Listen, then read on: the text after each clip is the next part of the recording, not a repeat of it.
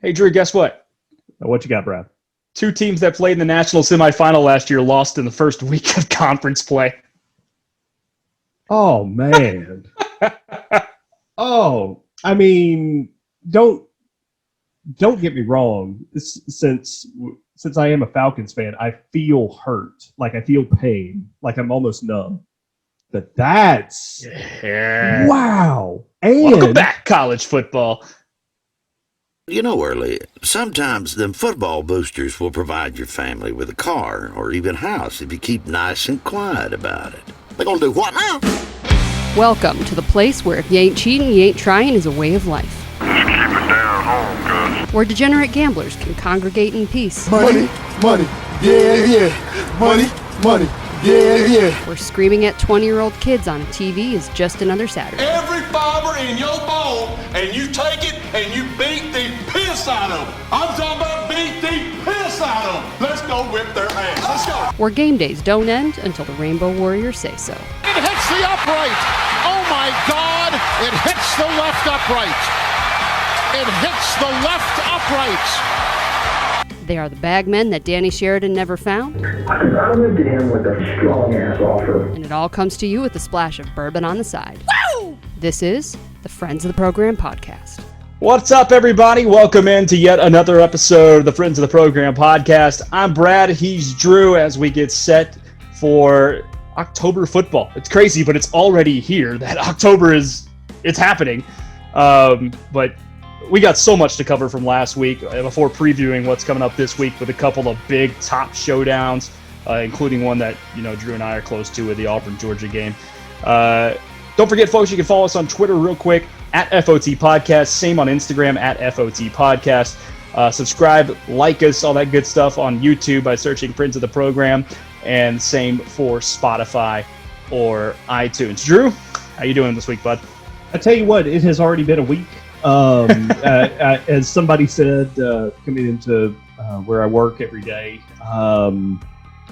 they came in on a Tuesday morning. They said, "Wait a minute, it's not Wednesday yet. What is? No, it needs to be Wednesday already, and it needs to be next Tuesday, in my opinion, already with this week." But luckily, we have a bastion that is college football this weekend, and we've got some pretty good games coming up. Yeah, we got some other stuff to talk about first, including what's on the menu for the drink tonight. So for me, I went back to my Flavora. I rolled the dice because I've got, for those that are in the Middle Tennessee area, let me just tell you that the Wheeler's Raid number 6, the very limited barrel pick that was a members only selection barrel pick. Fantastic. Had that as a celebratory drink on Saturday, just watching football. But instead, I went with Hudson with their baby bourbon from Flavora. I believe that's how it's called. A little bit strong, little bit rough for my refined taste. That is, but again, it's bourbon, and it went down just about. It's going down just like the debate did last night. So you got that going for you. Well, I've got the local beer going tonight for Real Ale here in the Austin, Texas area. Vámonos Let's Gos from Real Ale. It is essentially, imagine a better Corona with the lime and the salt already mixed in. Bingo. It's pretty solid. All you need now is just bikinis walking by, and I mean, it's bikinis, maybe some like ridiculously good street tacos, and I'm pretty solid here. Be pretty happy. Had some good street tacos last night. That a boy. Taco week here in Nashville.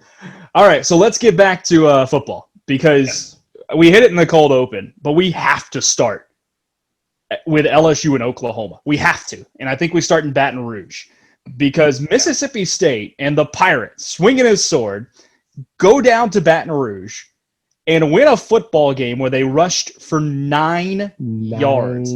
Folks, I'm not making this up. LSU has the single best run defense in the country per game right now. And the worst pass defense per game in the country by far. And the injury to Stingley, the sickness, whatever happened where he was in the hospital. The acute illness. That takes away at least a third of the field that I'm sure LSU was planning to shut down. And we talked about it in the SEC preview. We were concerned about LSU losing so much talent to the NFL, but man, and opt-outs. They did not look sharp. No. Yeah, we forgot about Chase there too, Jamar Chase. Yeah, absolutely. And a couple of others that have kind of gone in and out. But, you know, you say that Derek Stingley being ill and in the hospital on Friday night cut off a third of the field. So I don't know if you noticed this, Brad, but in my cutting of video and cutting of the games that I try to keep for my personal files, just in case we go through a pandemic and I can't watch football, I cut out the commercials. So I got to go back and watch a little bit more of the LSU Mississippi State game. LSU and Bo Pelini never left man coverage. Never left man coverage. From play one until the end of the ball game, they played man. And their DBs were trailing the receivers almost the entire game. After the second or third drive, you would think that the DC would leave man and go zone, just to change it up, just to give Costello something else to look at. But Pelini never did that going to the half. Even at the half, it was man. And even Coach O, in his weekly press conference earlier this week, came out and said that was our game plan, that we thought that we could play man within the entire game. And Coach O, I'm fine with that. I'm fine. You're DBU. You should be able to go play man with them. But after it's 21 points on the board and they've got 350 yards, wouldn't you think that you should change that? I question why that's your game plan in the first place, though, because if you were planning on a healthy Stingley, why would you not play zone and overload the rest of the field and let him play man one-on-one on the outside? And maybe that's your thought, that since Stingley's not there, let's go man because we're DBU. And if you look at any film from last year, any film, and in fact, we kind of talked about it.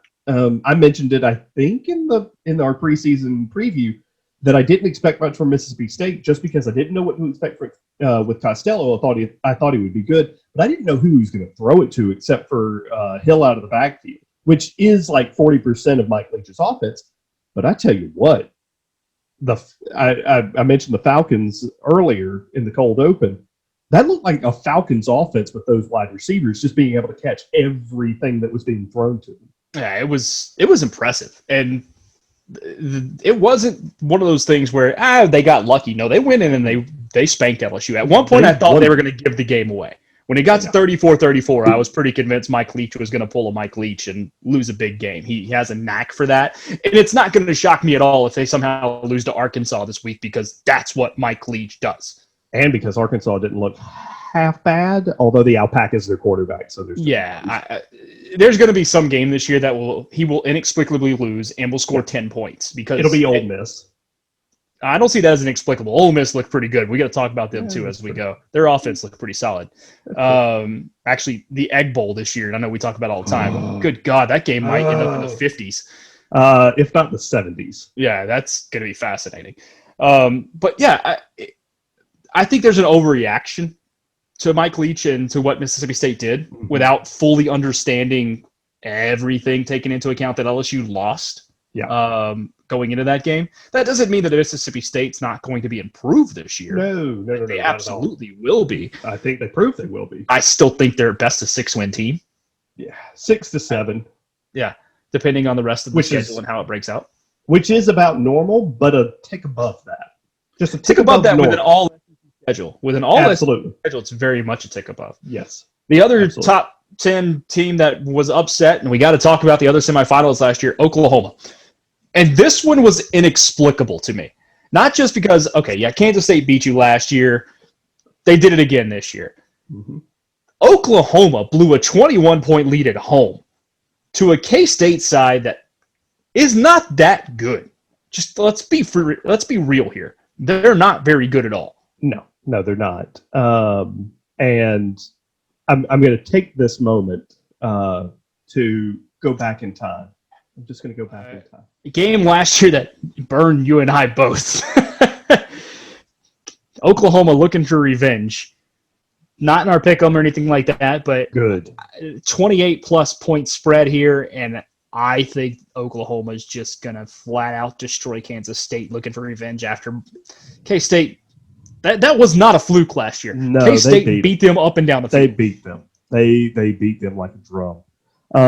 Kansas State's got a really good defense. I think that they've got players on offense that will look better than they did against Arkansas State. I agree with you, though. I think Oklahoma gets this win. I'm staying far, far away from this game, though. Absolutely. With an absolute iron cross throwing holy water on. And now we're coming back. And here we are. And we're back. Brad, I remember telling you, stay away from this game with a 40-foot pole on your back. Yeah. And what happened? I played Oklahoma. But hey, you know what? They weren't the only one that killed me. They were part of a parlay that Bama didn't cover either. So that's true. So it would have been dead anyway. Thanks, Eli. Yeah. Drinkwitz for that. But no, going back to the game itself, I'm not shocked. I'm not shocked that Oklahoma lost. They do it once a year at least. They do it once a year, and it was K-State last year. I am shocked that they did it at home this early, which I'm trying to see if I really believe this, because I try to say things over in my head before I say them, unlike a lot of places in America right now. I think could be better for the Big 12, because at least that loss is coming early in the season. I'm firmly of the opinion the Big 12 is trash. I think so. No. I think the conference is trash. But I'm talking about an Oklahoma-Texas situation. Yeah. I think Texas here too, and I'm going to rail on some people here in Austin since I live this way. The amount of people crowing over the win against Texas Tech last week around here is baffling to me. Wait a minute. They're crowing about the overtime win comeback. in Lubbock. The fact that they came back from 15 down against a bad Texas Tech team and needed 63 points to win. Do they know they play Oklahoma next week?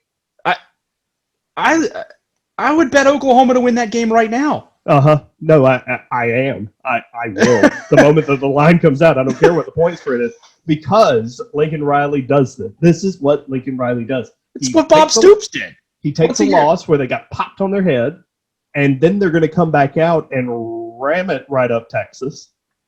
And all of a sudden, they're in the driver's seat for this Big 12 championship. I've seen this movie. The conference is Oklahoma and Texas right now. And honestly, maybe Baylor. I mean, I know they played Kansas, but they actually looked competent. Yeah. They looked okay. Which is kind of funny looking at this week's game. I think they're a 3-point favorite. At West Virginia? Yeah. It's a game that I think Baylor can run away with. I think so too. Mm-hmm. Yeah. And I'm granted now and I think actually the way the schedule works out early for Baylor is super beneficial in that they get Kansas to start, because they had a couple of games that got postponed. They never got that early game that most of the Big 12 got. So I think Baylor is the sleeper team here in the Big 12 right now. But do I think a Big 12 team is going to make the playoff this year, even with shortened seasons and everything? Hell no. I don't know that a team gets out of the conference with less than 2 losses, because they're all bad teams. I agree. Unless Baylor can run. Unless Baylor can run that table. No, I don't see that happening. I don't see it happening, but that's really your last hope, because I don't see Texas. I just see Texas with 2 losses soon. Oh, Tom Herman's going to lose a game he shouldn't lose. He always does. Yeah. He'll lose to Oklahoma, and then he'll lose a game that he shouldn't lose. Absolutely. I'm looking at you, TCU. I'm looking at you, Iowa State, if they can get right. I'm looking at Baylor. I'm looking at Baylor. Baylor. Even Oklahoma State. They turned it around a little bit this week after that real bad game against Tulsa. Which, don't get me wrong, the jump happens from week 1 to week 2. The biggest jump that you're going to see in a team comes from week 1 to week 2. So before we talk about other games from last week, we have to hit on the other big news portion of the week, which was the fact that the Pac-12 is now coming back. And I think outside of 3 FBS programs, everyone in the FBS is going to play football here in the fall, including the MAC now. So we're going to get midweek MACtion, which kind of sucks because you and I were hoping for spring XFL MACtion type stuff for the weekends. But everybody's coming back. Pac-12 is going to play a 7-game schedule, I believe, if I've got that right. I think the MAC's going to play something similar. Yeah, because the Pac-12 is doing a copy of the Big Ten. Shocker. But I don't even think the Pac-12 starts until November. No, they start the first week of November. Yeah, which is all kinds of odd to me. But A little bit. how does this affect – how do you think this affects the way the playoff committee views teams this year? So, again, I'll bring up Nick Saban's quote that this is the toughest year to compare teams for the committee. It's you have pods of 14 to 10 to 9 teams, and they only play each other. So you really don't know how good is Kansas State's win over Oklahoma. You know Oklahoma's good, but you don't know how good because they didn't play Tennessee and the other non-conference game. You know, that one big non-conference game that you can kind of measure and stick it out to. Well, how good is Oklahoma compared to Alabama? Well, I don't have that measuring stick anymore. In my opinion, you were looking at 1 or 2 Pac-12 teams to begin with.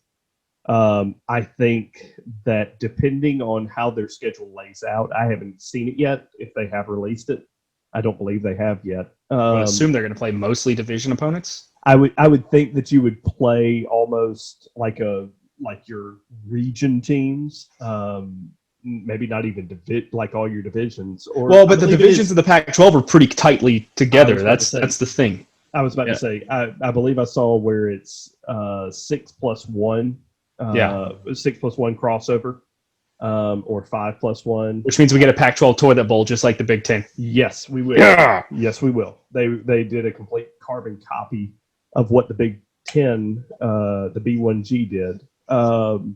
So I think unless you've got an Oregon or a Stanford or Southern Cal or Arizona State, let's say Herm Edwards gets it right out in the desert, and just runs the table and beats everybody by 20, 2 scores at least, and wins the Pac-12 championship running away.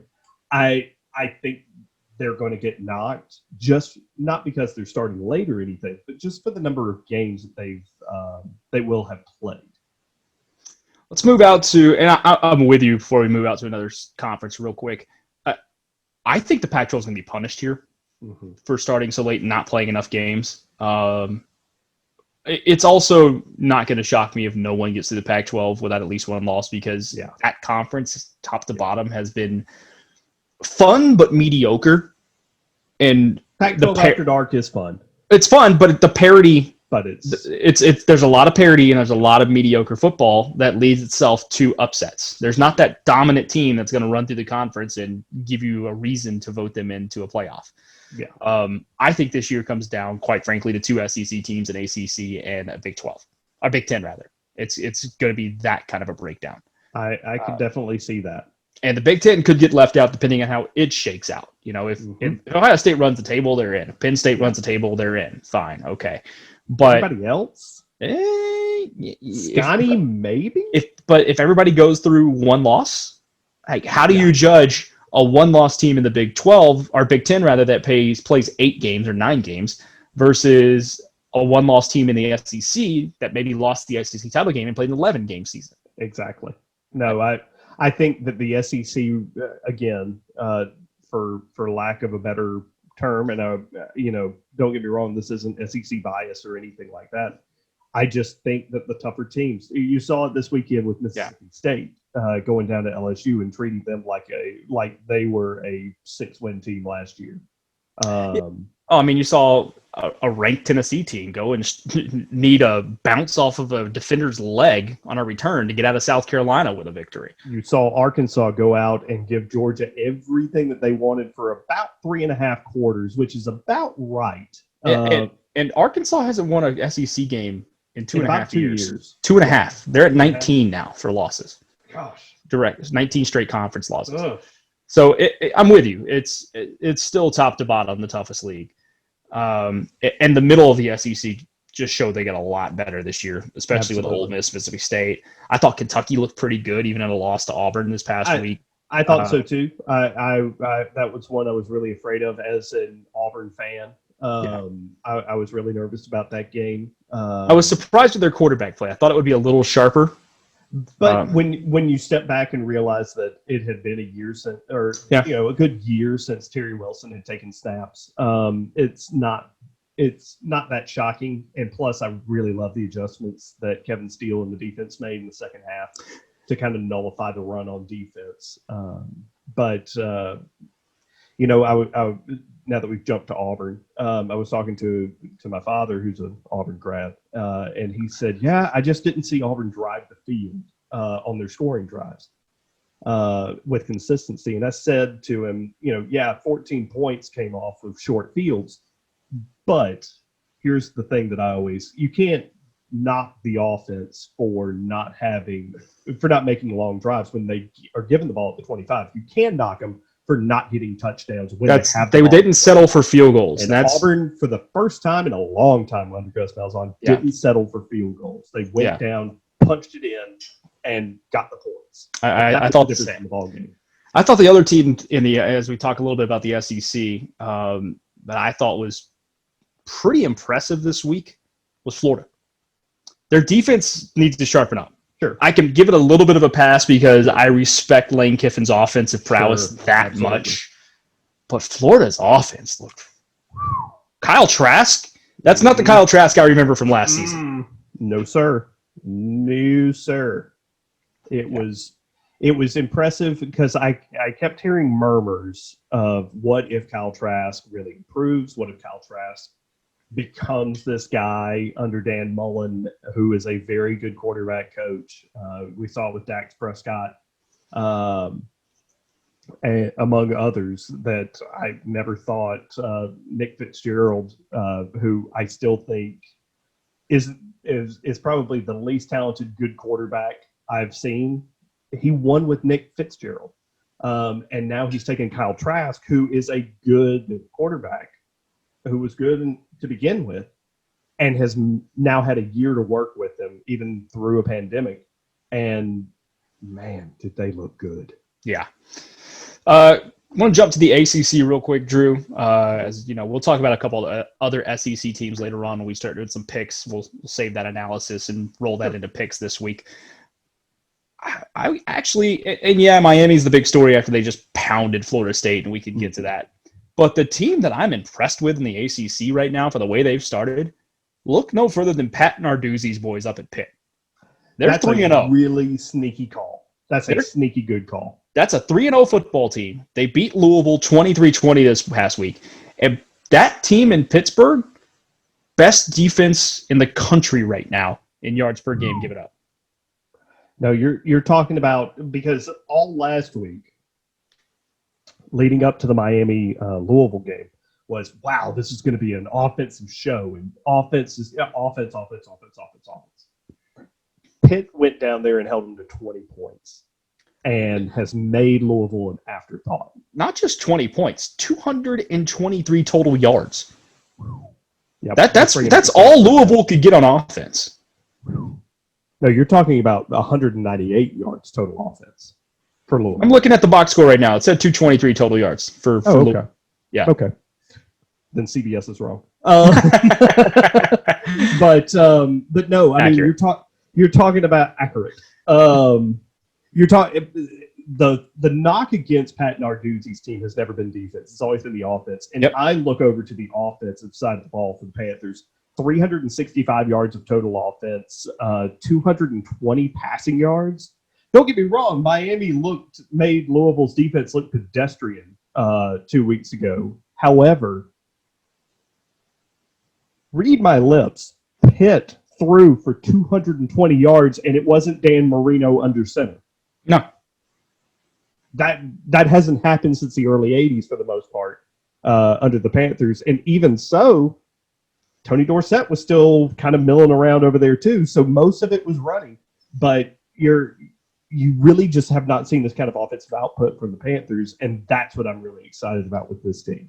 Yeah, Pitt's they're interesting moving forward. That's a team that's going to clip someone like a Notre Dame or give Miami hell later this year. Some kind of game like that. They've done it before. Watch Pitt as this season moves on. The other team I think you have to watch in the ACC, they finally got to get on the field after postponements, Virginia Tech.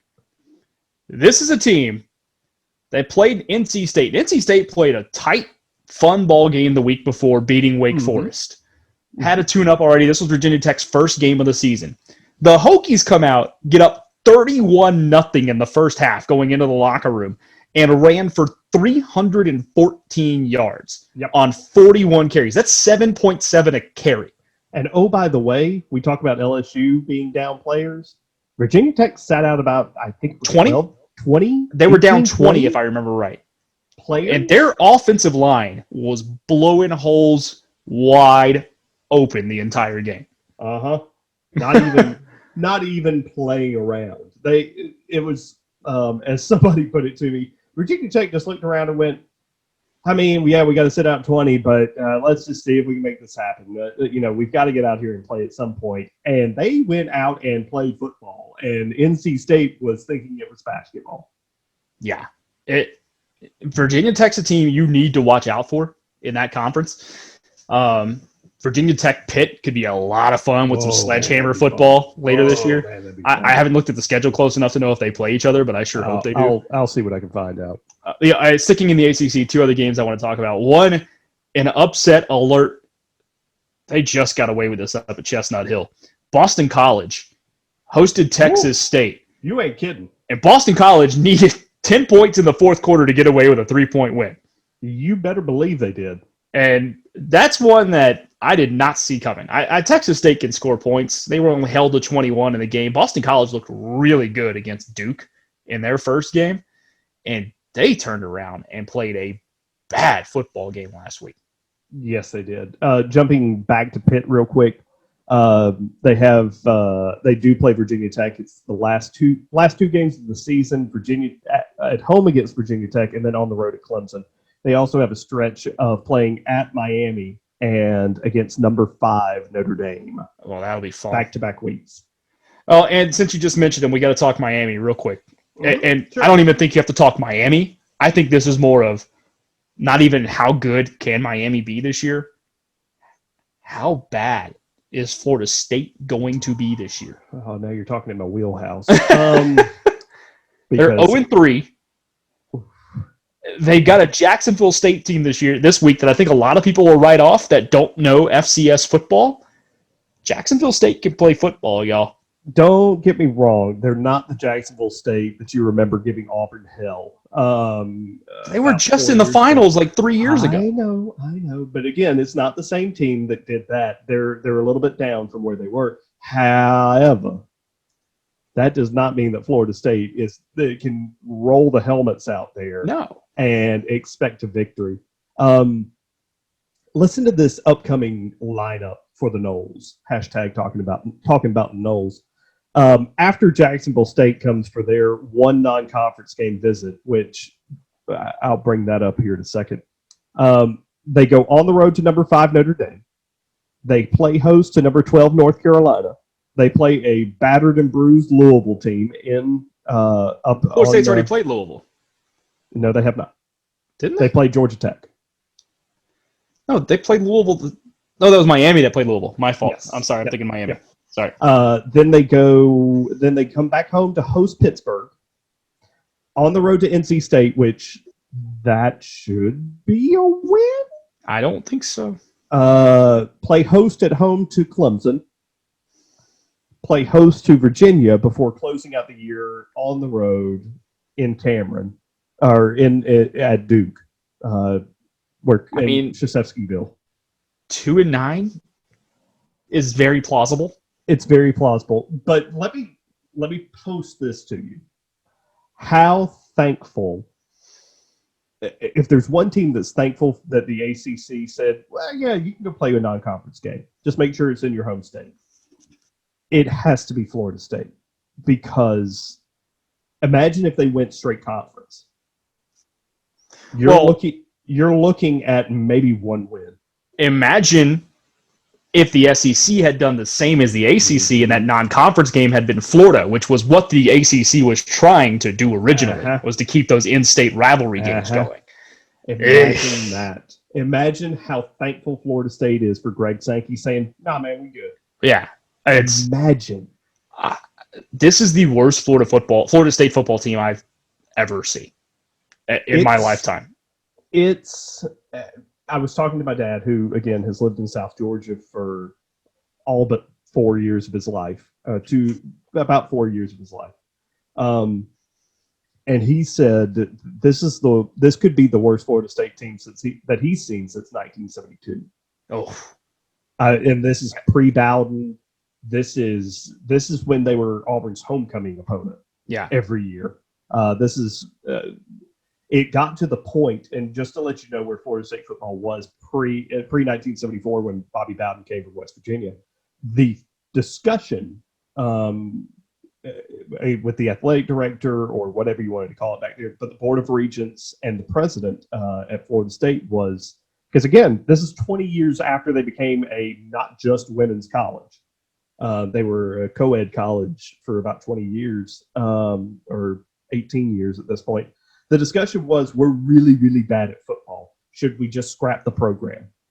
Or should we go hire this guy from West Virginia? Those were the options for Florida State. And they said, well, let's give this guy Bowden a chance. And the rest is history. So we're back to that square as far as the team goes. I think they've got the right guy in Mike Norvell. I think he'll get it right. You just have to give him a whole lot of time, because you've got about 3-ish years of non-recruiting that has happened,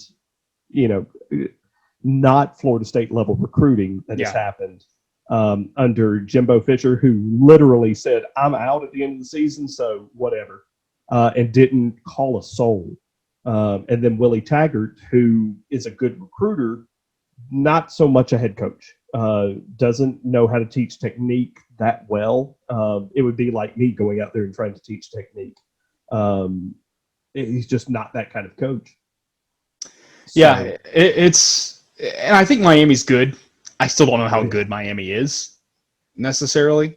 I think with De'Aaron King and with Rhett Lashley calling stuff like his hair's on fire. Yeah. I think they can be really good. I don't know how good their defense is. Yeah. I need to see them against a team with similar talent before I'm willing to anoint Miami as back. And guess what you get to see, not this weekend, but next weekend? Who do they have? They have the Tigers. Oh, Clemson. Okay. Yeah. Well, there's your game. You'll see that in 2 weeks. There's your game day game 2 weeks from now. Or do they go out to Texas OU at the last big game of the Big 12? No, they'll go to Miami. Yeah. Miami, Clemson. That's your game. All right, so let's start looking ahead to this week, Drew, because we got a lot to talk about. We've got our picks coming as well. I want to talk about some non-pick games first. Let's start in Gainesville. We talked about Florida, how well they played. South Carolina, maybe one of the more entertaining games of the day on Saturday. Their back-and-forth battle against Tennessee. Had a chance to win at the end. I still don't understand why Will Muschamp kicked a field goal with a couple of minutes to go, down 7. It just made 0 sense, but that's Will Muschamp for you. But Florida gets to go home. Mm-hmm. South Carolina has this propensity occasionally to just pull these weird upsets off. I don't necessarily see it, but for an 11 a.m. kickoff, I'll be watching this. Absolutely. This will be. I like to tier my games and into the early afternoon or early morning or late morning kickoff, the 2:30 slot, and then the evening games. This is my number one for the noon kicks, if you will. I love the spread on this if I'm South Carolina, because while I think Todd Grantham will get that offense or the defense right this week, 18 points is a whole lot of points to be putting down. I still think I think Florida will win by 17, which is close to 18. But I really was surprised with how South Carolina looked on offense. I didn't foresee Mike Bobo being able to do that, but Colin Hill is a tough tough guy. Yeah. I hope that he can finish the year. His history argues against it, just in his time at Colorado State.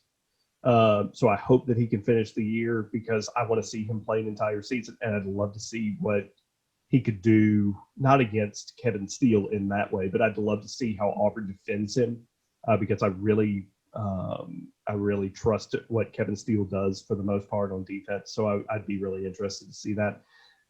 Florida wins this ball game for me just because of that offense. Good grief, that offense looked good against Ole Miss. But yeah. Excuse me. I think Florida wins too. I don't know about the spread. I'm not touching the game. I don't like the number. No. I don't like the number at all. But yeah, Will Muschamp's going to screw up and beat somebody he shouldn't this year because he always does. It'll probably be Auburn because it just makes sense. That makes sense. Even though South Carolina hasn't beaten Auburn since 1933, it'll just 2020 is weird. That's what's going to happen. But it's not this week. They're not going to go down and beat Florida. They don't have the horses to do it. No. A team I was impressed with last week in a loss, and I like the culture that Eli Drinkwitz is starting at Mizzou. Mm-hmm. And they're playing at Tennessee this week. Tennessee may be coming down a little bit off that win against South Carolina. I was really impressed with the fact that at the end of the game, instead of letting the clock run out, Drinkwitz, to set a tone for his team for the rest of the year, called timeout and punched one in against Alabama. Now, it killed covering the spread, which screw you for that one.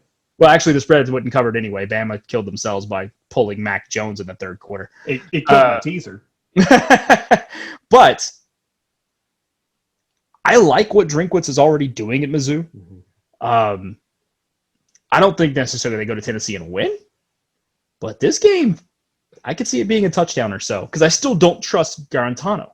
Yeah, no, I expected more out of Tennessee this past week against South Carolina. I know I said that I expected them to run away and win this by double digits last week, but and they did not. They were up 7 with however many minutes left, and then Muschamp.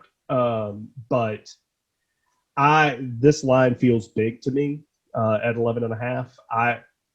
I think Tennessee wins the game, but I think it's another 3-point game. Missouri is going to beat somebody this year that they should not beat. Yeah. And I think you're going to see that. I think that might be LSU. I think it could be. I wish Vanderbilt was a little bit better because I would really feel like doing that. And don't get me wrong, Vanderbilt looked good. They gave A&M more than they wanted.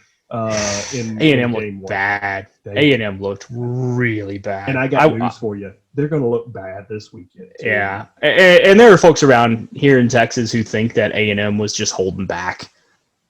I'm not convinced of that. Prior to jumping on and talking to you, Brad, I cut that game. I cut for my archive. No, Texas A&M was not holding anything back. They were playing their football game, and Vanderbilt was just wanted it a little bit more. They just didn't have the horses to do it. Well, I was saving it, but this is one of the pick'em games because it is a top 25 battle this week. Number 13 A&M at number 2 Bama. No. Bama's 17.5 point favorite. It's not enough. It's not enough. Oh, it's not enough. Give me Bama, and I will gift you Merry Christmas on a silver platter. I jumped on it. The immediate second it came out, I jumped on it. I was with you. No way. No. Kellen Mond is keeping that within 3 scores. It was about the same line last year at Aggieland. And my dad's a big Bama fan. I took him to the game after he moved here to Texas. And I'm sitting there with him, and people there were like, well, you're an Auburn guy. Who are you rooting for? I'm like, I either want Bama to win big or them to lose straight up. Because either way, my head was on Bama minus 17. Are you kidding me right now? That's water. Update the standings real quick as we start getting into. Yes. I have an 11-1 record on the season, 4-0-1 last week. Drew 3-1-1 last week. Iowa State did not come in for you, my friend. No, Iowa State came in for me. You had TCU. Yes, I had TCU. Half a point, the swing there. You are now 9-3-1, so I have about a game and a half lead on you now with that tie. Right about a game and a half. It's a game and a half with that tie snuck in there, so that's where we are. Although you do have one upset special correctly picked. I do not. I do. Other games that we're not picking at the 11 o'clock window are the 12 o'clock noon Eastern window. I want to talk about real quick. We hit on one already, Baylor at West Virginia. I really want to see what Baylor looks like against better competition, because even though West Virginia is not great, they look decent at times against Oklahoma State, and it's a definite step up from Kansas. Yes, absolutely. I know we're not at the point yet with Neil Brown, because what is this, year 2 for him in the mountains? He's got another 2-ish years, but I need to start hearing that name. I need to start hearing murmurs of West Virginia. I don't need to hear CBS jumping out and breaking into SEC coverage to show me what the Mountaineers are doing. But I need to start hearing Neil Brown. He's got this kid. He's a sophomore. He's the quarterback. He's the running back. He's the wide receiver. He's making plays. Yeah. Just because that's his offense. That's what he did at Troy. So not that I'm ringing a bell or anything like that on him. I'm just starting to expect it probably after this year from him, especially with what we don't know what to expect with college football after this year. So, other one I want to hit on in that early window, it's a sneaky under the radar game. I might pay a little more attention to this one than most. Arkansas State goes to Conway, South Carolina to take on the Beach Chickens in Coastal Carolina. Beach damn chicken. That's Sunbelt game that I think is going to be fantastic. That's going to be a really good football game. I like that it's going to be on ESPN2, so I can flip back and forth, just go one channel up, one channel down from the other game that I'll be watching, along with Tennessee and Missouri, because I'm a complete homer when it comes to SEC games. No, I really, really like that game. I wish Arkansas State was getting the 3, because that would be my upset special just like that. Even though I really like Coastal Carolina. Oh, I think Coastal wins this game. I absolutely think. Is this your upset special? It is not. I think Coastal wins it, but it is not my upset special. Okay. My upset special is actually one of our pick'em games. Oh. So, all right. Speaking of pick'em games, we go down to the afternoon window. This one is interesting to me. And Texas A&M, Alabama. This might be the game I watch instead of Texas A&M, Alabama, so I can be entertained. A rematch of a sneaky college game day game last year that people didn't necessarily think would ever happen.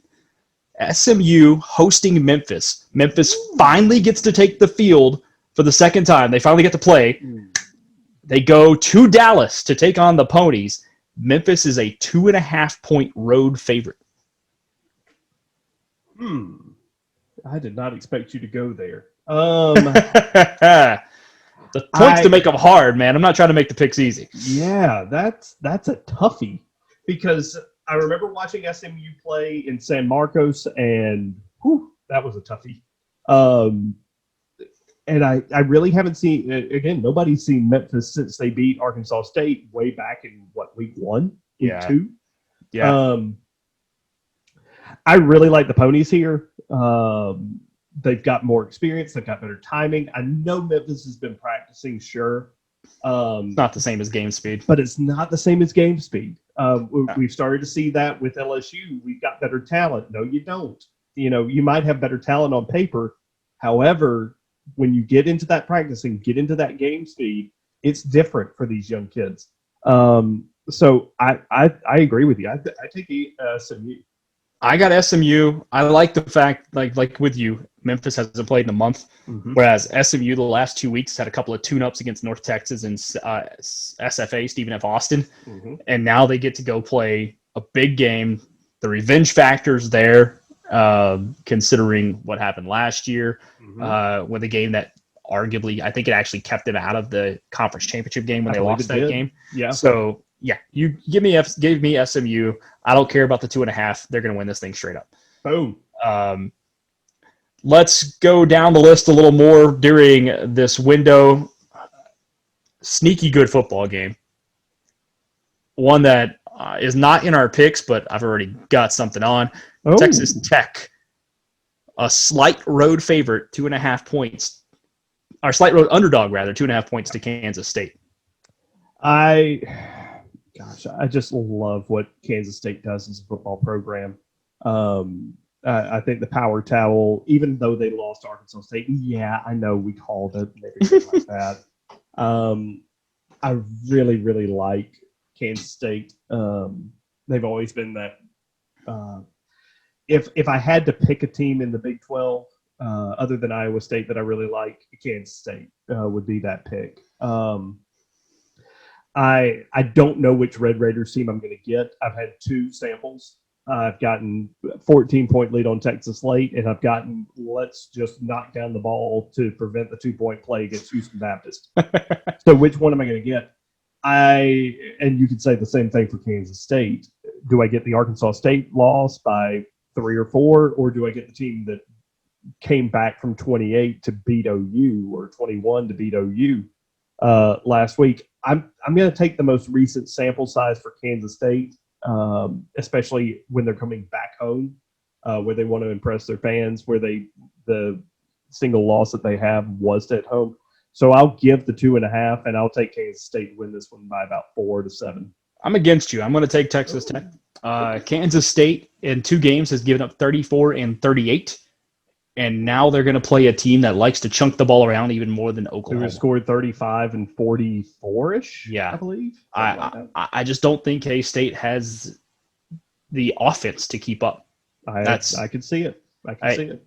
Texas Tech's not anything great on defense to write home about. Let's be real here. But I think neither is Kansas State's offense for that matter. Yeah, I just think there's enough offensive firepower on the Texas Tech side to come away with a victory. So I'm going to go with the Red Raiders. Let's keep going down the menu here, Drew. Really, that afternoon slot, not too great. Bama, that Bama game with Texas A&M is going to get all the headlines. I think you and I both believe it's just going to be an awful football game as far as entertainment. If they don't win it by 24, unless you shocked. Just like to watch one team whack another one, then that's what you're going to get. Best game during that window, it's up in Lexington. Ole Miss at Kentucky. This is a pick'em game for us. Ooh. The line right now, Kentucky minus 6.5. 6.5. So I'm getting 6.5 if I go Ole Miss. I think I'm going to take the Rebel Black Bear Sharks, the lane train, all aboard. Which, if you haven't seen that T-shirt, check it out right there. Yep, there you go. You get a big old shot of lane for you. Which, by the way, before we go any further with Ole Miss and the lane train, we got to talk about the cash bag. How have we not talked about the cash bag? Oh, my gosh. The turnover cash bag is the great – we can stop all turnover props right now. Yeah. We're done. Ole Miss just leaned into the fact that they pay players. They not only leaned into the fact, but if you also missed the new first down Ole Miss chant, it's beautiful. Go to their Twitter and check that out. Ole Miss Athletics for first down with the shark fin Ole Miss, as well as how do you lock your vault, which was just gratuitous. And if you're a man, you should be ashamed of yourself for looking at it. But no, I cannot fathom the discussion of, all right, we need to have, hey man, I came from Florida, the state of Florida, where, the turnover chain is in Duval. They love it. They just love the turnover chain. So we got to do something here at Ole Miss. What is Ole Miss known for? Not much, except for paying players. Boom. Done. Blaine's just like, don't care. We're done. Right on the nose. Let's do it. Let's go. Wait, the old coach got caught. We didn't get caught. Let's go. Bag of money. Danny Sheridan, call him up.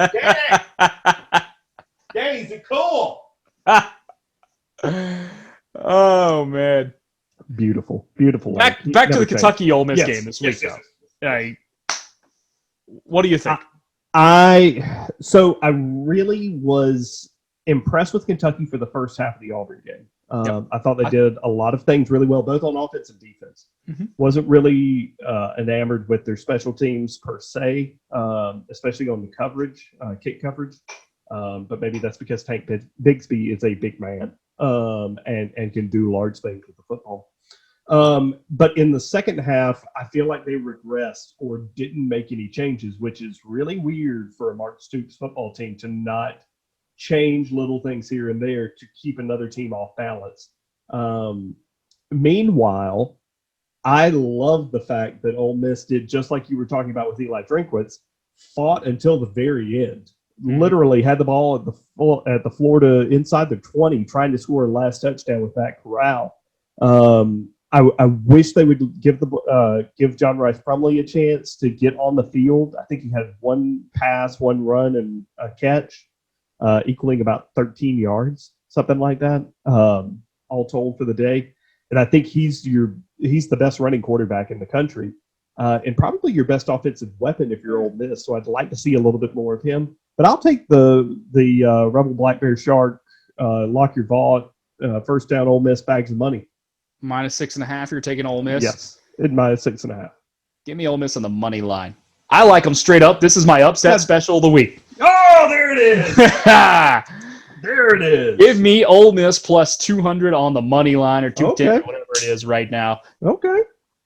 I think Lane Train walks into Lexington, choo-choos his hot little ass on up there, choo-choos it back with a victory, and all the co-eds in tow. He's going to go. He's got this. Joey Freshwater has got this under control. I think he's going to have it enough control around 4 or 5 o'clock or 5 o'clock or 5:30 Central Time to where I can actually flip over and enjoy the Preakness before the Auburn game that night. So, yeah. Okay, keep going down the list for any other quick games we want to hit on. Navy and Air Force play this week. I want to stay away from that game just because I haven't seen Air Force play. And Air Force is playing, I think, 2 games all year, and it's the Commander-in-Chief games. Commander-in-Chief. Arkansas, Mississippi State, closer than the experts thinks, in my opinion. I think it's going to be about 10 to 14. Yeah, it's an 18-point spread, and I there's a letdown here for the Mississippi State that I'm playing against. I tell you what, real quick, let me interrupt you. What do you have for a line on Southern Miss and North Texas? Let me find the game. It's a 6:30 kick. I haven't gotten to the 6:30s yet. That's why I haven't found that game. The line is North Texas -1.5. That's my upset special. There it is. Southern Miss. I will take the Golden Eagles. It's a very small one. I was going to say, if you want a bigger money line, if you want me to go big, I can go big. Go back to 3 o'clock. Give me Charlotte over FAU. Okay, I like that one. Charlotte, a 6-point dog. Yeah, 6.5. All right, I got them there. So we'll put you down. Yeah, Charlotte. give me that one then.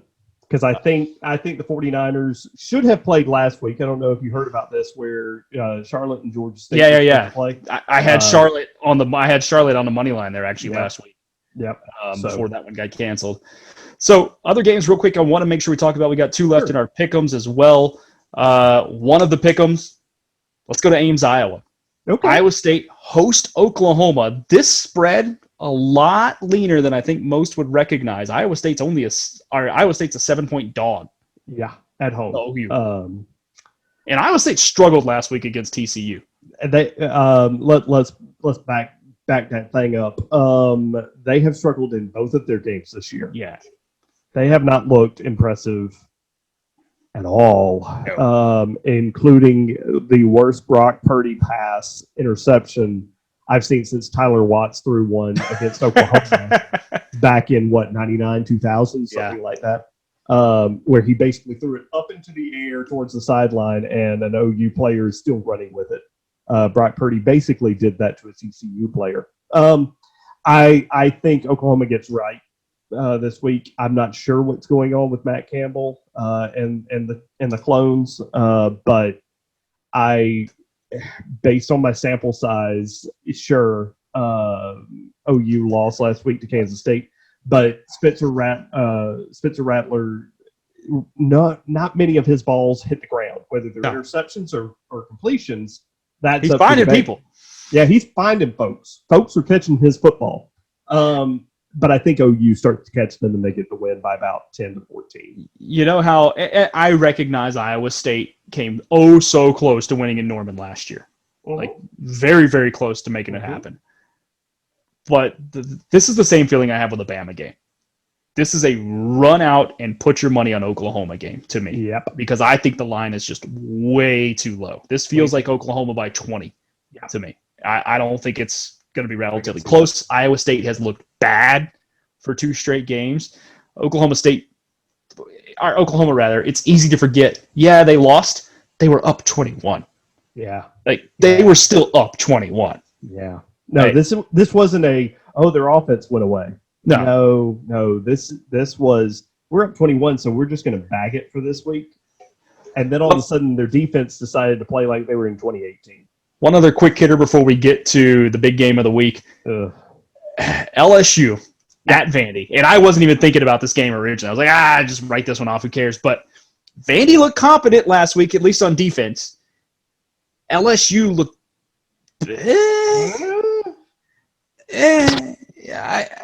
LSU's a 20-point favorite.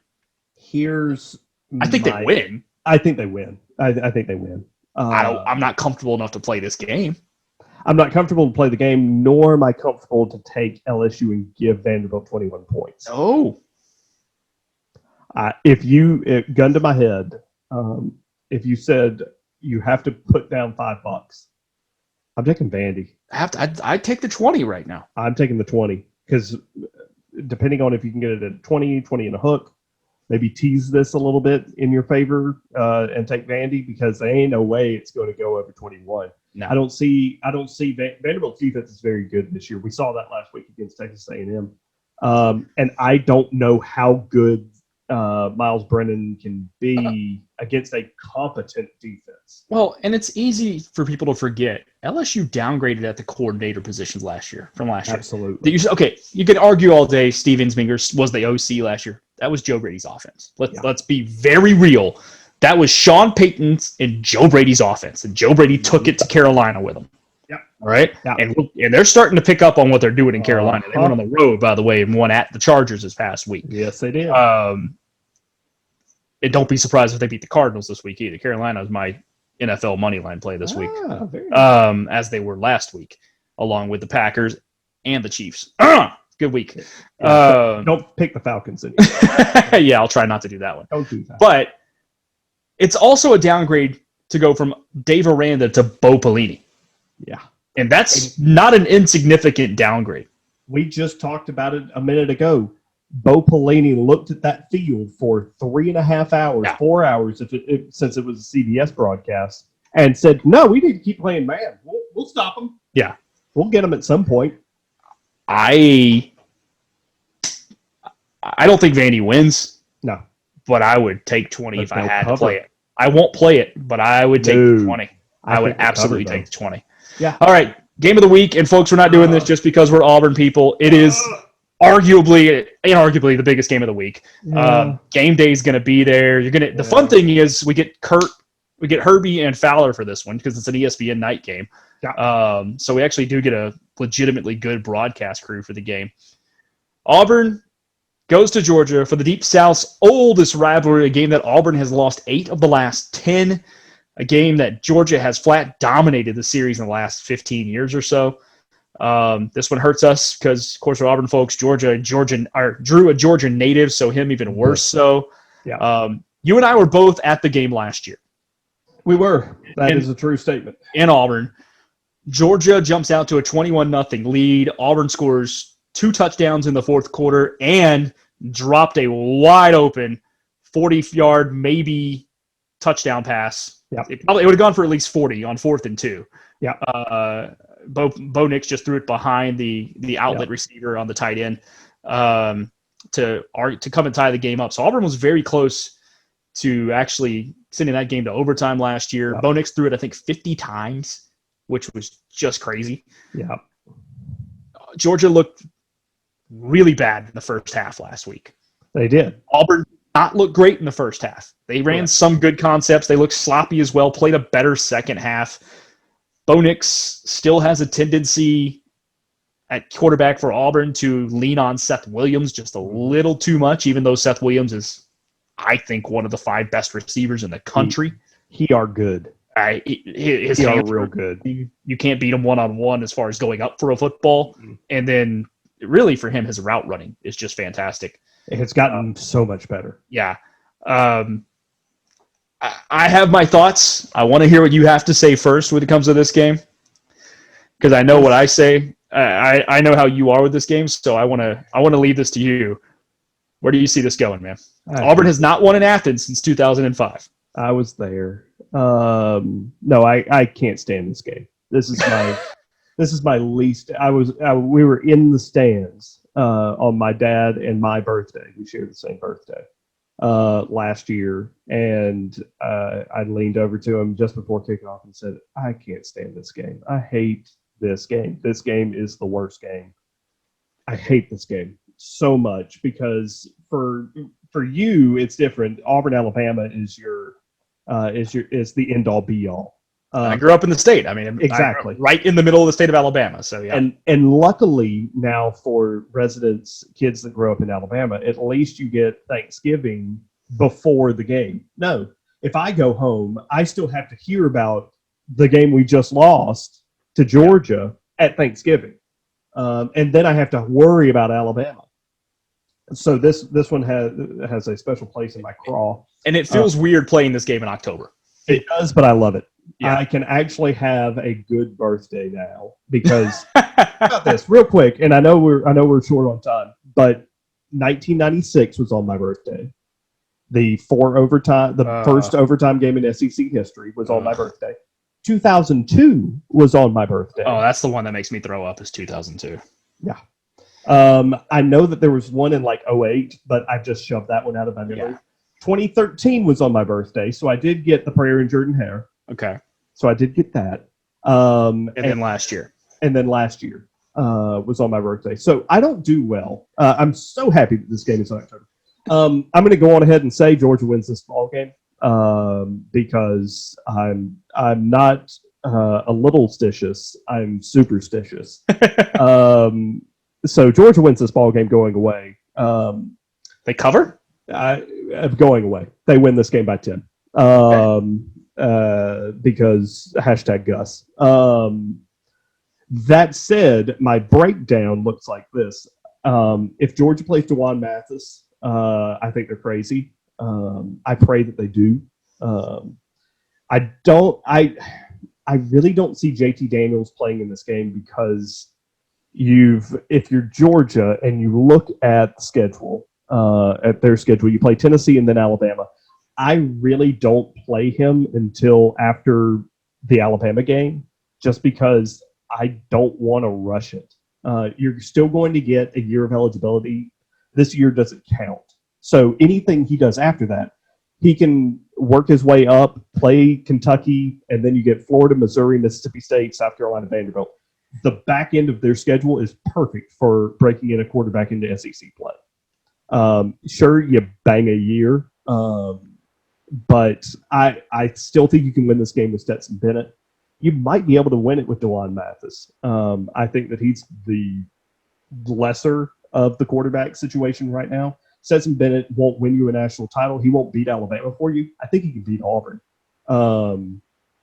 So that's where I would go with that. I am concerned about the passing situation, not so much about the run for Georgia. And then if you flip the page for Auburn on offense, Auburn has got to hide their offensive line. They have to. Georgia's defense is so much better than what they saw against Kentucky. And I don't know how much you saw in the rewatch of the Auburn game, Brad. Auburn's offensive line it looked like the French Army in 1938. Yeah, it looked bad at times. It looked horrible. In fact, the one time that I can really say that they did their job and blocked was a Tank Bigsby run that Tank fell down in the backfield. Yeah, so I look at Auburn's offensive line and think it's the run blocking that concerns me. Their pass blocking actually wasn't that bad for the most part. I can agree with that. Run blocking, they were not getting holes open. Auburn, it's weird to say, only ran for 91 yards. If you know Auburn historically, they're a running football team. Bo Nix was actually the leading rusher on the team in the ball game. Which is concerning. Yeah. That's concerning. I thought Sean Shivers had a very promising run, and then he twisted his ankle. So I don't know that we really saw everything out of the run offense because, from my understanding, he may have hurt his ankle in the first half, and that's why he really didn't play much in the second half. That's what I heard too. So he comes back full space. I also look at that offense, though, and saw some quick hitters. I loved the play to Anthony Schwartz with Pegasus, the tight end. The 300-pound true freshman tight end coming down the line looking to just wreck somebody out on a block. Unbelievable. Like Derek Brown. The guy was coming in motion across the formation and then just wrecked a cornerback. Ruined him. Eventually, that guy's going to get the ball thrown to him, too. Because remember, he was a quarterback coming out of high school. Yeah, he's athletic. I think Auburn's got enough in the passing game, and they moved the ball last year against Georgia throwing the football. Bo Nix I think Bo Nix gets this outside perspective of, man, he's kind of inaccurate, not that good. A lot of his incompletions are throwaways. He's very good at protecting the football. This will be his, let me do the math, 15th start as a college football player. He's only thrown interceptions in 2 games. 2. Florida game last year, and then I think it was the LSU game was the other one.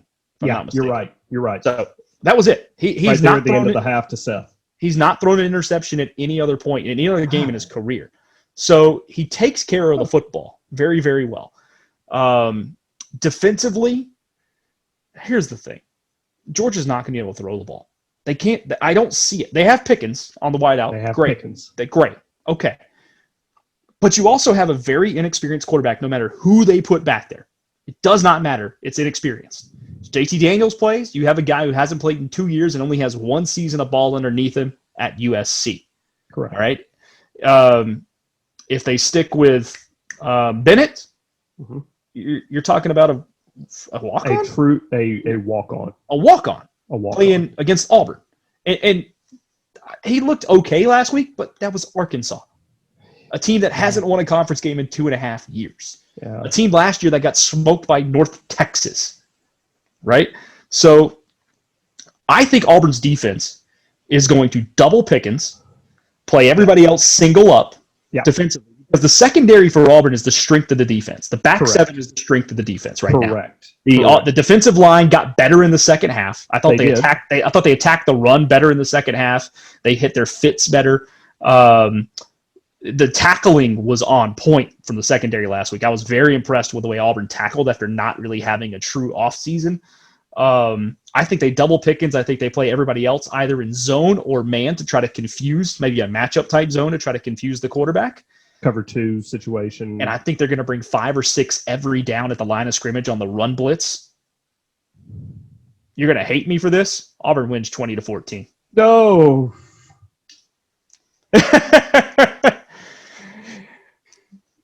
And this is, you know me, and a lot of people are like, that's a homer pick. I'll quickly tell you when I think we're going to get our ass kicked. I will quickly tell you that. As I told you earlier this week about something unrelated, but normally when you're not nervous, it works out.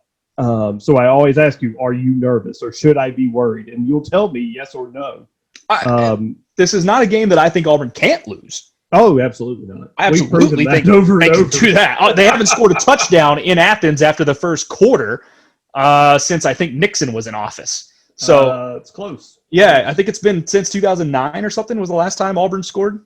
There was a Bush in the White House. I'll let you pick which one. Oh, so it was 07 then was the last time. Great. Correct. Awesome. Because 09 was the blackout game, right? Yeah. No. 07 was the blackout game. Yeah, that was scary. Awesome.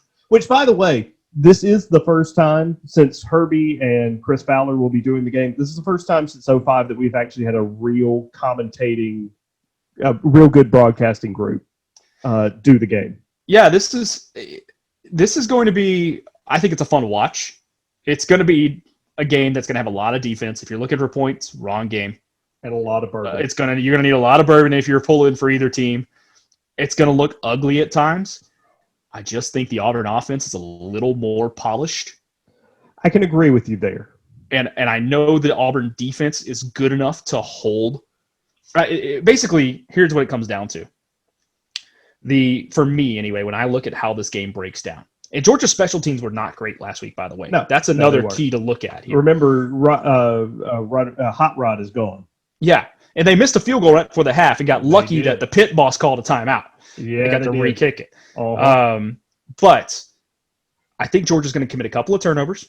Okay. Auburn's already shown they can force some turnovers and get some pressure. Okay. Sure. One of them was a gift where the quarterback just flat dropped the ball, but they forced the other two legitimately. I think this is a matter of Auburn's defense versus Georgia's offense is a relatively stalemate kind of game to me. If not slight edge Auburn because of the quarterback situation at Georgia. And the fact that you don't have any receivers that really scare you other than Pickens. Well, other than Pickens. And so here's the other bring extra men.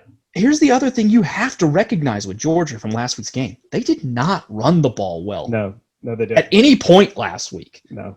They did not run it against Arkansas did a great job of copying what South Carolina did last year, filling up the box, not overcommitting to the box, and forcing Georgia to beat in passing. And I think that's the plan. It makes sense that Arkansas could do that with Pittman, or the pit boss now, the coach over there, being the former offensive line coach.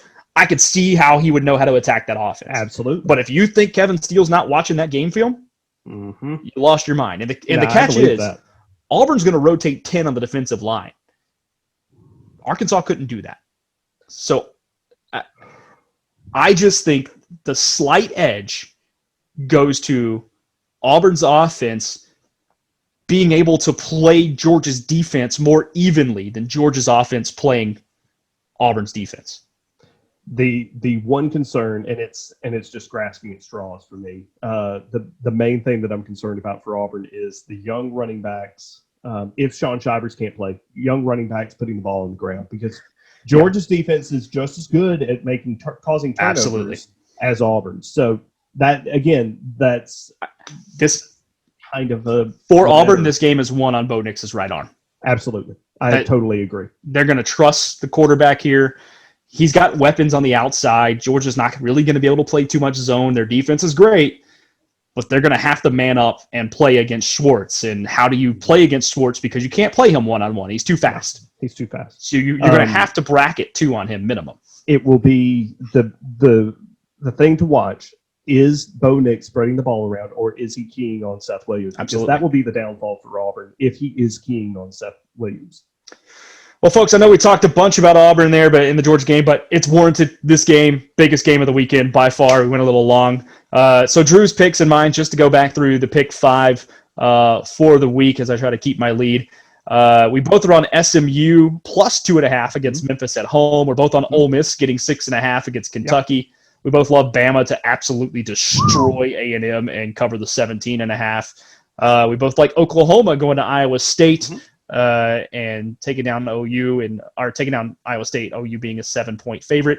We're split on the Deep South's oldest rivalry. I'm taking Auburn plus 7. I've actually got them on the money line. Georgia is taking Georgia minus the 7 because, well, Drew's a pessimist. Yeah, well, because as all my Georgia friends who have found the podcast and are watching, hi, would say, Drew's just sandbagging. I might be, but at least I'm going to look good, or I get to celebrate next week. Either way, I win. Yeah, I mean, I'm probably setting myself up for failure knowing Auburn's history.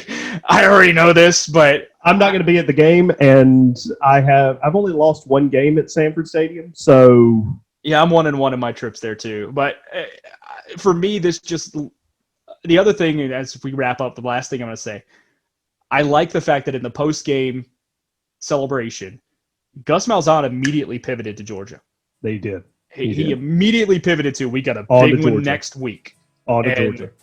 In the locker room with the players during the celebration, I just think there's something to be said for this game being earlier in the year, being a little more hyper-focused. It wouldn't shock me, despite Auburn having to play a tough game against Kentucky last week, that they maybe held some stuff back. Don't you tease me like this. I've got one of those weird feelings where I just think you're going to really hate what I'm about to say. Don't you dare say what I think you're going to say. Party like it's 1999. No! God, folks, Drew just lost his hands. And with that, we're going to be done for the podcast today. And I'm spinning.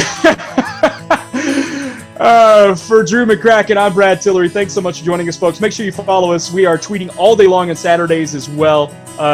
Funny comments, picks, plays of the day, parlays, whatever you can think of.